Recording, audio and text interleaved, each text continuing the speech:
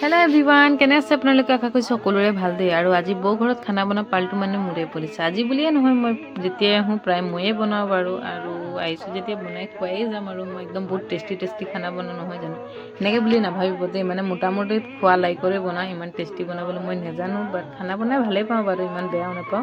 কাৰণ ছোৱালী মানুহতো খানা বনাবই লাগিব, বেয়া লাগিলেও ভাল লাগিলেও বনাবতো লাগিব। আগত মই বেয়া পাইছিলোঁ, বাট এতিয়া মানে একচেপ্ট কৰি ল'লোঁ আৰু বনাব লাগিবই বুলি।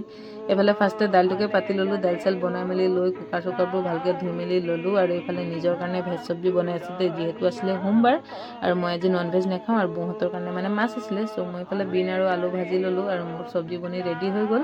তাৰপাছতে ভণ্টি দুজনী আহিলে মানে মেহেন্দি লগাই দিবলৈ বুলি, তো সিহঁতৰ কাৰণে অলপ চাহ তাহ বনাই দিলোঁ। আৰু যিহেতু ঠাণ্ডা পৰিছে ন, চাহ খাই সিহঁতিও এনাৰ্জি অলপ পাব, ৰঙা চাহকৈ বনাই সিহঁতকো দি মেলি ল'লোঁ। আৰু এতিয়া মই বনাবলৈ লৈছোঁ ৰুটি, যিহেতু দাই মানে সদায় ৰাতি ৰুটিয়ে খায়, তো সেইকাৰণে ৰুটিটো ভাবিলোঁ ময়ে বনাই দিওঁ বুলি এইফালে পটটোত গৰম পানী কৰি মেলি ল'লোঁ। আৰু মই মানে প্ৰায় আটা মানে গৰম পানী দিয়ে মাৰোঁ দেই, মানে অলপ কোমল হয় বুলি। আৰু মানে মোৰ মায়ে বনায় সেনেকৈ, সেইকাৰণে ময়ো বনাওঁ।